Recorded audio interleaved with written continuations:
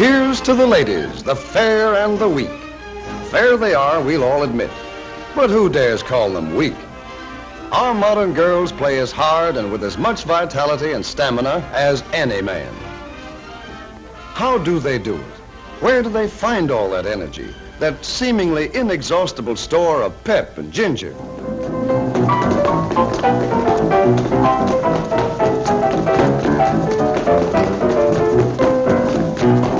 What is that whipcord resilience that lets the weaker sex play half the night, then bob up clear-eyed, ready for the next morning's work?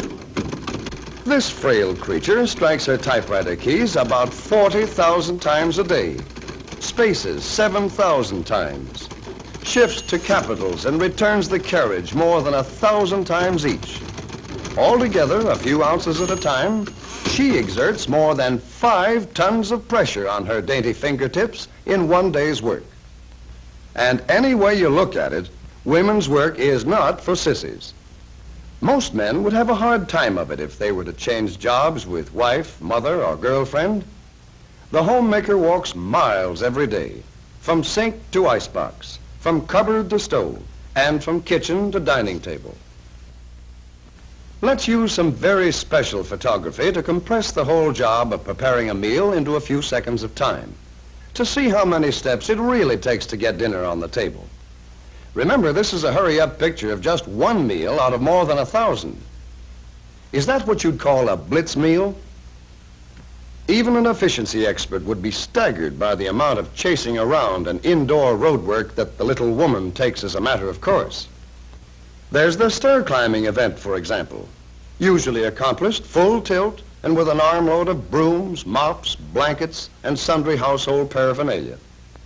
Here's another hurry-up picture of the clinging vine whizzing through a day's program that would leave the average mountaineer gasping for breath.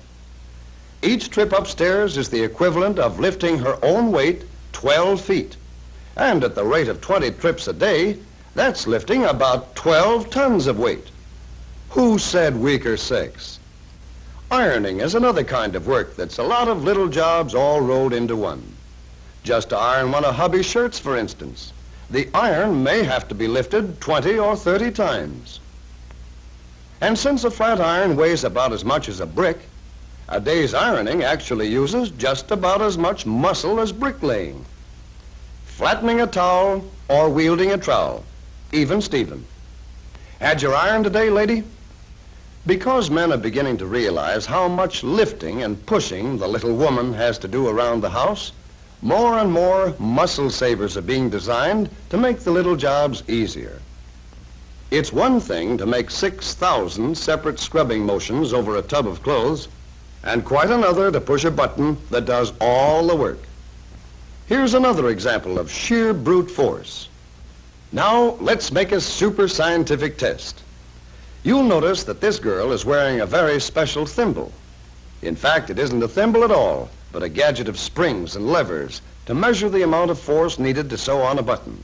And it's called an ergometer. According to the ergometer dial, it takes 18 units of force to push the needle through the cloth just once. In sewing stitch by stitch, that work adds up. Any man will admit that's a lot of work when it's called to his attention in the right way. And this is one way of calling it to his attention. This hurry-up picture shows that a stitch in time doesn't always save 9. And anyway, who wants to save 9 stitches when a machine can do all the work? A sewing machine is really an amazing invention, especially when you stop to think that a man invented it. Yet it's simple when you know how it works. We'll slow this one down so that for the first time on a theater screen, we can all see exactly what goes on inside a sewing machine. Well, there's the needle with a little loop of thread running through the eye. That's the eye right there close to the point.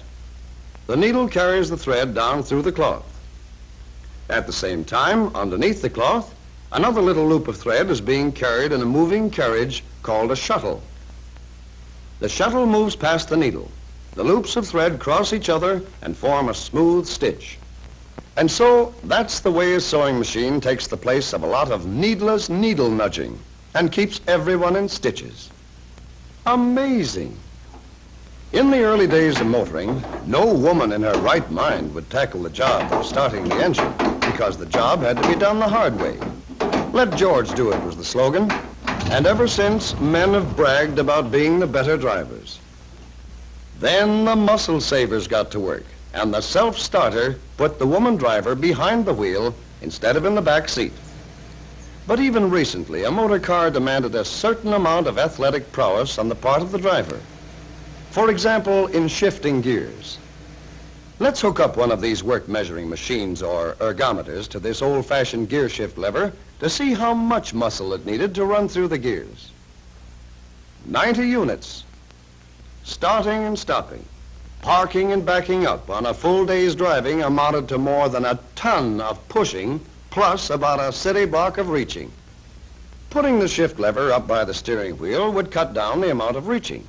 But with such a short lever, it would be even more work to shift the gears. In fact, more than 100 units.